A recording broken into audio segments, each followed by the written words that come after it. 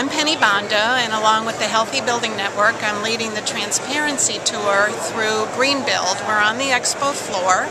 We're going to go around to different booths, both the toxic supporters and the transparency supporters. I'm very excited to hear more attention being paid to transparency with products and chemicals, and a willingness to stand up to the chemical industry. It's really a challenge for us as manufacturers to try to get our suppliers to release information about their products. As soon as people start asking the questions of manufacturers, that's really what drives getting that transparency. In the world of manufacturing, there has been, on the issue of product declarations, all these issues of confidential business information. We're getting to this point of truly collaborating, truly seeing what our shared interests are, and getting to a point of really having transparency in the marketplace. Do you support the LEED version 4 credits for toxic chemical disclosure and avoidance?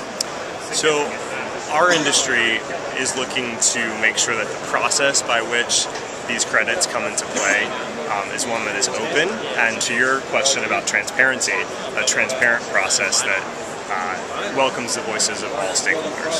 We have supported the Vinyl Institute for years. We're lobbying Congress when there is initiatives that would support our industry and support our position. My understanding of LEED today, the current LEED position is that they are neutral on materials, neutral compared to any other building material option for windows. So today there is no penalty or advantage to use one material over another in terms of selection for building materials. Do you mind if I ask you some questions? You know, we came here to talk with delegates, and I'm happy to do that, and I would prefer to have that discussion with you without a camera. That way we can have a more open discussion. Well, what we're doing, we're calling this the Transparency Tour. Right. And these folks are from Healthy Building Network. I understand. And that's all I want to do is have a discussion with you.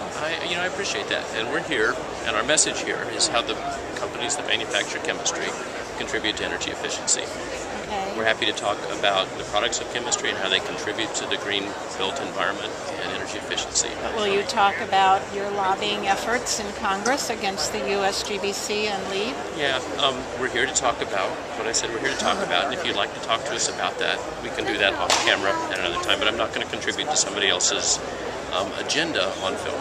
But I'm happy to talk about the products of chemistry, which is why we're here and why we have the booth here.